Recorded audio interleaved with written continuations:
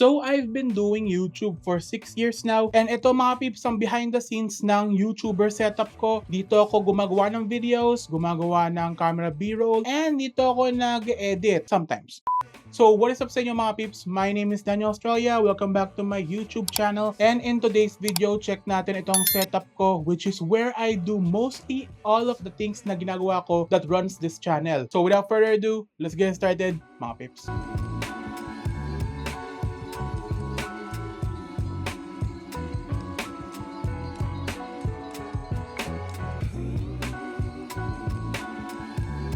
So, unahin muna natin mga peeps ang PC. Itong PC na ito ay matagal na sa akin, I believe around 2023 pa. And gumagana pa naman, sort of. And dito ako nag-edit. So, patataka kayo mga peeps, ano yan? Ito mga peeps ang Cooler Master CPU cooler ko. And masasabi ko na yes, baliktad. So what are the specs of the PC? Ang specs nito ay Ryzen 7 5700G, 32GB of RAM, and meron siyang RTX 3060, and marami siyang hard drive sa loob. Di ko na mabilang kung gaano kadami. So move tayo ng konti mga peeps. Ito ay yung Maono PD100X. Dito ako nag-voice over sometimes, syempre. And masasabi ko na sulit ang mic na ito if you're planning to do like streaming, which is di ko ginagawa. Masasabi ko ba na marirecommend ko sa inyo to? Well, absolutely, yes. So mga peeps, pag inaayos ko yung audio sa Adobe Premiere, ito yung ginagamit ko, which is yung Audio Technica M30X. Matagal na to sa akin and sobrang ganda nito mga peeps. Tumatagal to ng ilang taon kasi hanggang ngayon, binibenta pa rin ng Audio Technica na around the same price na nag-launch siya. Ito mga peeps, sobrang sulit ang M30X. So ito pala mga peeps ay bigay sa akin ng Ajaz dati. Hindi ko lang kung ano yung pangalan na to. Basically, it's like a Stream Deck but much cheaper than the actual Stream Deck. And sobrang useful nito mga peeps kasi if you press like a button, for example, meron tayong YouTube dito, press lang natin. Like, how cool is that mga peeps? For example, press natin ang Spotify.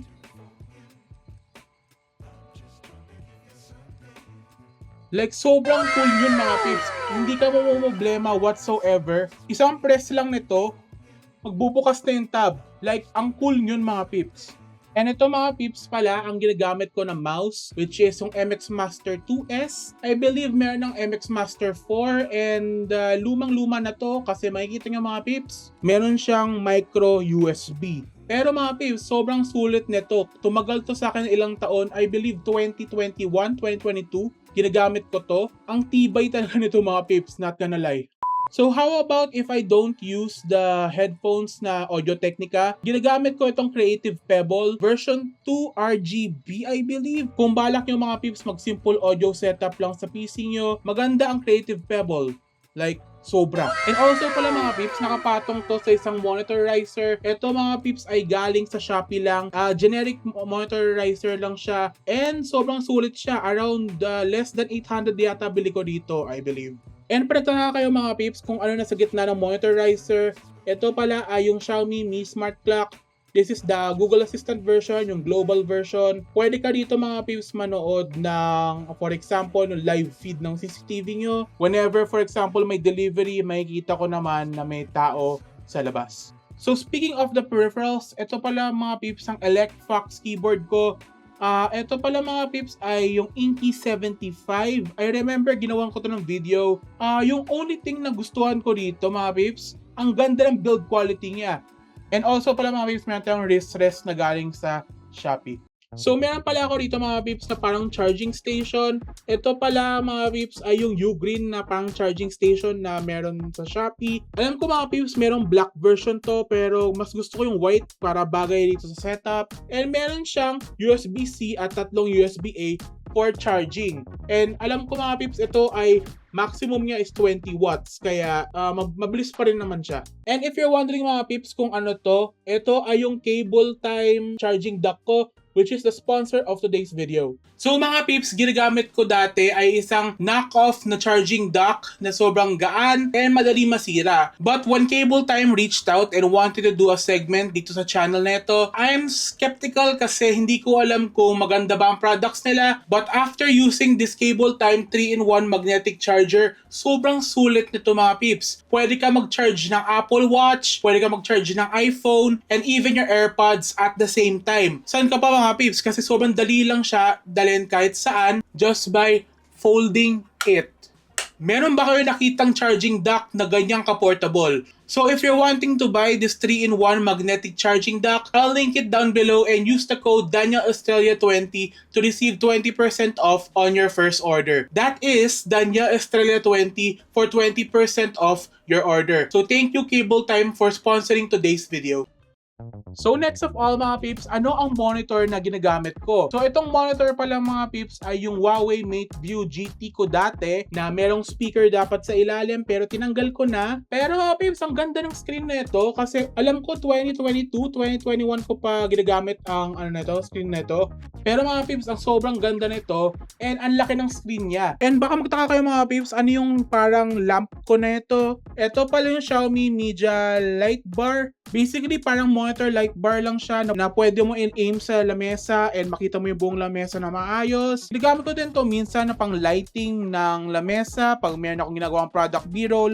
Kaya if you're planning to have a minimal light setup sa setup nyo, maganda din option ang Xiaomi Media Light Bar. And also mga peeps, ginawan ko to ng video dati which is yung Logitech webcam ko. So para nagtataka kayo mga peeps kung anong tawag dito, tawag pala dito mga peeps ay yung IKEA SCADIS pegboard. Meron yan sa IKEA pero for example, nasa probinsya kayo o sa Visayas, Mindanao, meron naman to mga peeps online sa Shopee, pwede mo lagyan ng voucher para mas mura. And baka nagtataka kayo mga peeps kung ano to, ito pala ay yung parang pixel art na meron sa Shopee na nakita ko lang. And very cool to mga peeps pag gusto nyo magdagdag ng something like a pixel art sa setup nyo. And ang ganda ng tsura niya, bagay na bagay dito sa desk setup. Kaya nilagay ko dyan. And pagtaka kayo mga peeps kung ano to, hindi to glide light ng Govee. Ito mga peeps pala ay yung Lasco glide lights. Mas mura to sa Govee and tumatagal naman. Dalawa ang ganyan ko. Meron din ako doon. And pag gusto nyo mga peeps na may ilaw na parang ambient, sobrang ganda nito mga peeps. And meron tayo ditong parang clock kasi generic clock lang yan. Di ko alam kung anong brand ba nito. Nakikita mo lang naman to sa Shopee ng around 150 to 200 kaya very good. And baka magtaka kayo kung anong chair ang gamit ko. Ito pala yung Ofix chair na bibili lang sa Shopee. And sulit naman to mga babes, not gonna lie. So napag-usapan na natin lahat dito sa setup. Lastly na lang ang pag-uusapan natin ay itong camera gear ko which is ginagamit ko whenever I do videos dito sa YouTube. So unahin muna natin dito sa stand. Ito mga peeps ay isang generic stand lang nakita ko sa Shopee. Kayang-kaya niyang buhatin yung camera and yung monitor and itong ilaw.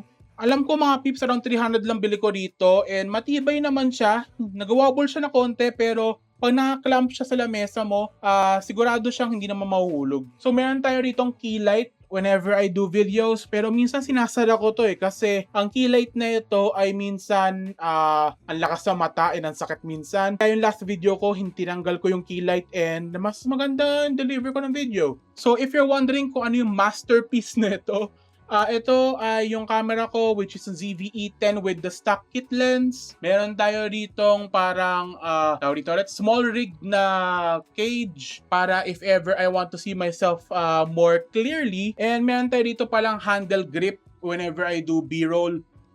So maraming salamat mga peeps sa panonood hanggang sa dulo ng video na ito. Laking pasalamat ko talaga sa inyo mga peeps na nanonood kayo hanggang sa mga dulo ng videos. And sobrang laking tulong mga peeps sa mga sponsored content kasi doon ako mga peeps ay bumabawi dito sa YouTube. Kasi para sa akin mga peeps, masyadong magastos ang YouTube journey na ito. Pero mga peeps, laking pasalamat ko na may mga supporters tayo, may mga viewers tayo. So I will have to say mga peeps na laking pasalamat sa YouTube journey na ito kasi Ito mga pips ang nagtulong sa akin to achieve what I have right now dito sa setup na ito. So hope you guys enjoy. Leave a like and subscribe. Laking pasalamat mga pips. Peace out mga pips. Bye.